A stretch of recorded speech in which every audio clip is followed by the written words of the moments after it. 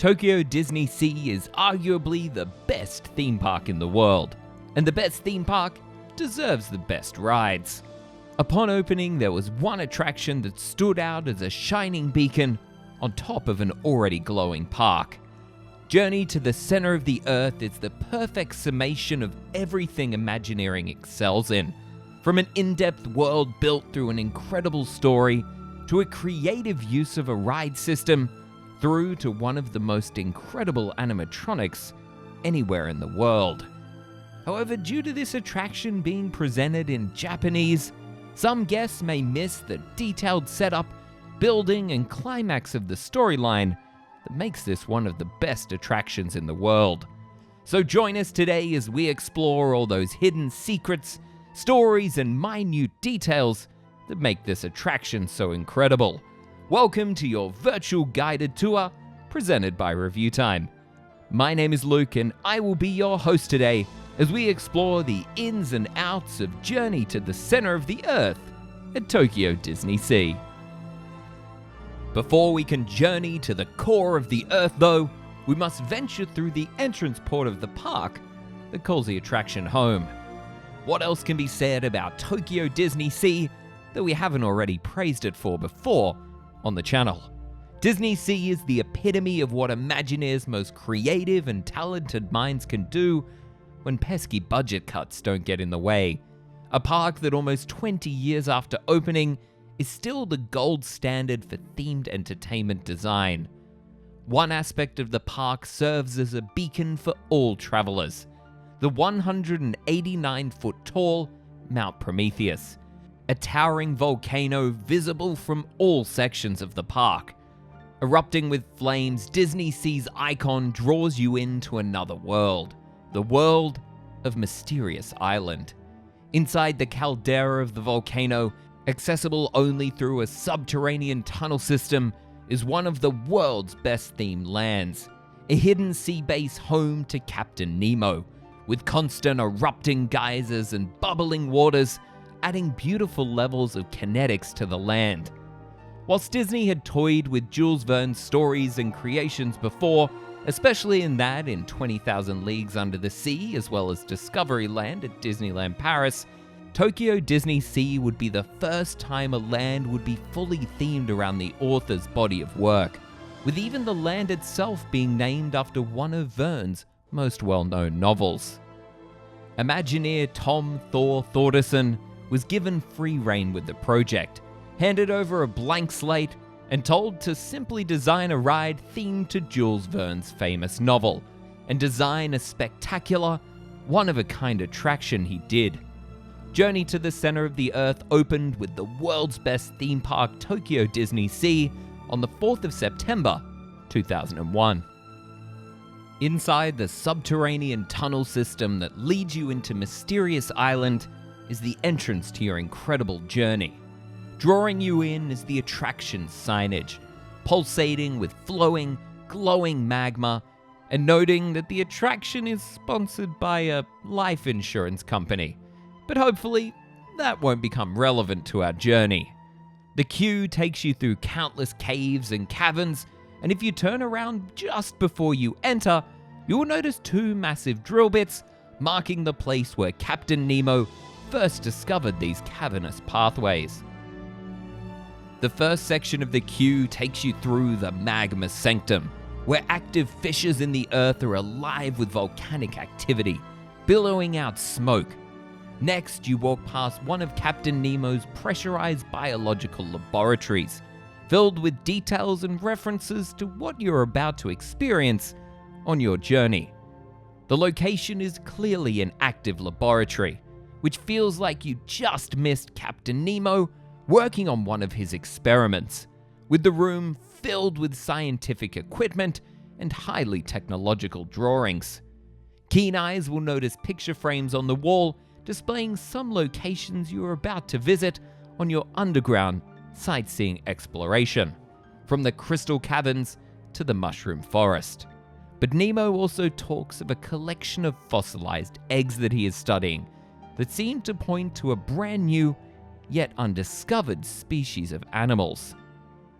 But this is just one of Captain Nemo's labs, And to enjoy the subterranean journey, you need to head subterranean. This is achieved through the Terravator, a high-tech elevator designed to take groups of passengers over half a mile below the Earth's surface, home to Nemo's base station, as well as the loading platform for your specialized vehicles. As you step into the Terravator, lights, sound, and movement help sell the effect that you are truly traveling at high speeds deep below the Earth. Exiting the Terravator, you step foot onto a long ramp, twisting around towards the boarding platform. But be careful not to look down, as below your ramp is a bottomless pit. This underground laboratory is designed to monitor seismic activity, and as long as the lights are flashing green, all is good. Unfortunately, you arrive at a completely unmanned communication center, with the cavern being ominously lit by a flashing red beacon. It's here in this deserted laboratory, half a mile underground, that you board your ride vehicle, an excavation cart able to hold 6 guests across 3 rows, with the ride system being the 3rd generation version of the slot car ride system, after the Indiana Jones adventure and test track had proved its effectiveness. This time, the ride system would be utilized to tell a true story, and mostly hidden from guests' eyes, due to the lighting and audience focus on the attraction. Your experience on the ride itself starts out calmly in the Rainbow Caverns, where glowing crystals of infinite colors give you a glimpse at the magic that is stored under the Earth's crust.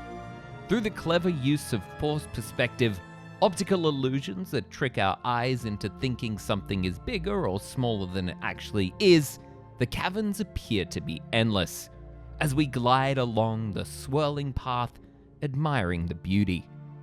Before long, the gemstones give way to a bioluminescent mushroom forest, filled with otherworldly flora and fauna, including giant mushrooms, as well as strange, frog-like creatures, all emanating a natural glow, lighting up the cavern. It is next, though, that the attraction turns from a leisurely, sightseeing excursion to a more high-intensity attraction, as a cave in front of us collapses due to an earthquake, instantly changing the path of your journey.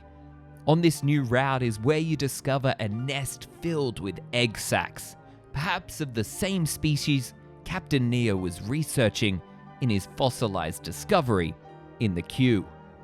Your brain barely has time to process this, though, as you race and swerve out of the cavern and onto the shore of a subterranean sea, caught in a constant state of an electrifying storm.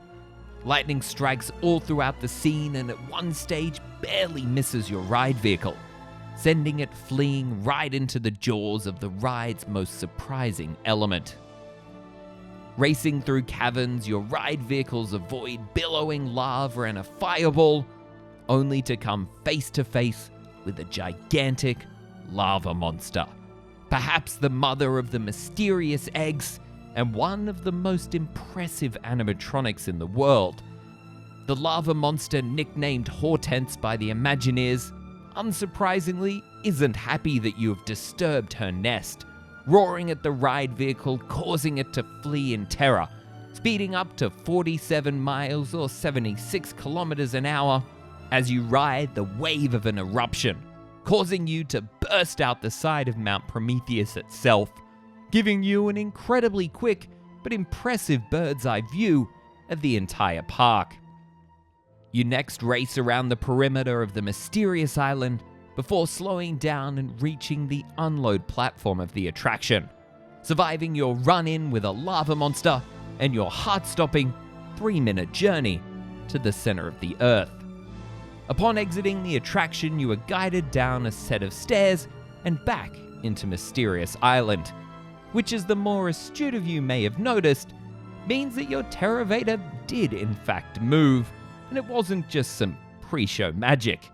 However, instead of moving you down half a mile below the surface, it instead moved you up to the second floor of the attraction, where you load and unload from your ride vehicle. Journey to the Center of the Earth is the flagship attraction for the world's best theme park, and I believe it manages to live up to those grandiose expectations. It's the perfect mix of dark ride and thrill attraction, just like Tower of Terror at Disney's Hollywood Studios. While some guests will complain that the attraction is slightly too short, you'll struggle to find a guest that doesn't appreciate the intense, immersive theming and the world the attraction envelops you in. But what are your thoughts? Have you ridden the attraction? Or does Journey of the Center of the Earth want to make you book a trip to Japan yesterday? Let us know down below. From the home of all things theme parks, I'm Luke for ReviewTyme. Thanks for watching, liking, and subscribing.